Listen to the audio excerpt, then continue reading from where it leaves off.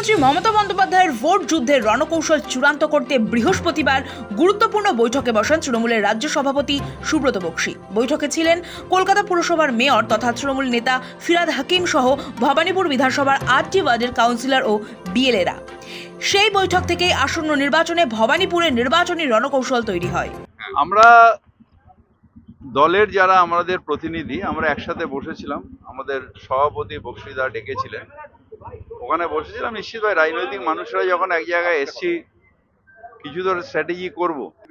যাদের তুমি আপন ভাবো তারা সব এই দিকে। জানা গিয়েছে উন্নয়ন ঘরে ঘরে, ঘরের মেয়ে ভবানীপুরে, এই স্লোগানকে সামনে রেখেই প্রচারে নামতে চলেছে তৃণমূল। সূত্রের খবর, তৃণমূল ডোর টু ডোর প্রচারে জোর দিচ্ছে। নেতৃত্বের নির্দেশ, প্রয়োজনে একই বাড়িতে 10 বার প্রচার করতে হবে। কিন্তু প্রতিপক্ষ শুভেন্দু অধিকারীকে কোনো গুরুত্বই দিতে চাইছে না প্রচারে। দলীয় নেতা কর্মীদের বারবার স্পষ্ট করে বলে দেওয়া হয়েছে যাতে তারা কোনো প্ররোচনায় পা না দেন। ওয়ার্ড ভিত্তিক কর্মী সভা করার সিদ্ধান্ত নেওয়া হয়েছে বৈঠকে। খোদ মমতা বন্দ্যোপাধ্যায় কেন্দ্রীয়ভাবে সভা ও মিছিল করবেন।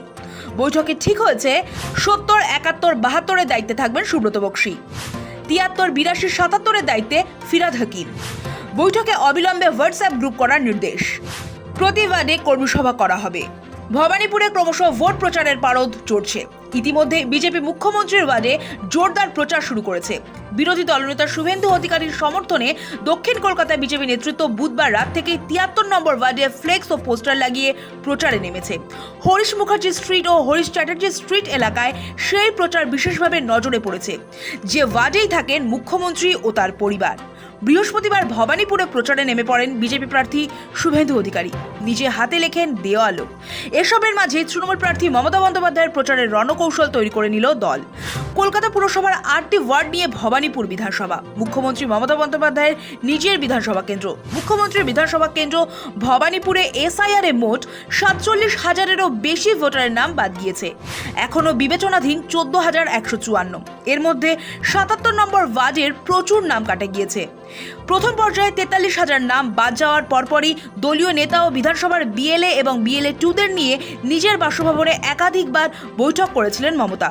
আর এবার নির্বাচন রণকৌশল তৈরি। 2014 সালের লোকসভা নির্বাচন থেকে লাগাতার ওই বিধানসভা কেন্দ্রের 6টি ওয়ার্ডে ভালো ভোট পেয়ে আসছে পদ্মশিবির। এমনকি বেশ কিছু ক্ষেত্রে শাসক দল তৃণমূলকে পিছনে ফেলে বিজেপি বড় ব্যবধানে এগিয়ে 63, 70, 71, 72, 74 নম্বর ওয়ার্ডগুলিতে।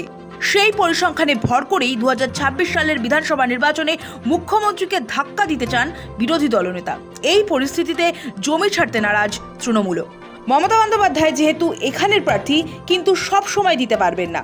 গোটা রাজ্য নিয়ে তাকে ব্যস্ত থাকতে হবে। স্বাভাবিকভাবে ভবানীপুরের শুভেন্দু অধিকারীর মতো ওজনদার প্রার্থীকে কিভাবে মোকাবিলা সম্ভব, কিভাবে তার মোকাবিলা করা হবে, যাবতীয় স্ট্র্যাটেজি তৈরি হয়ে গেল এই বৈঠকে। সৌভিক সান্যালের রিপোর্ট, সময় কলকাতা।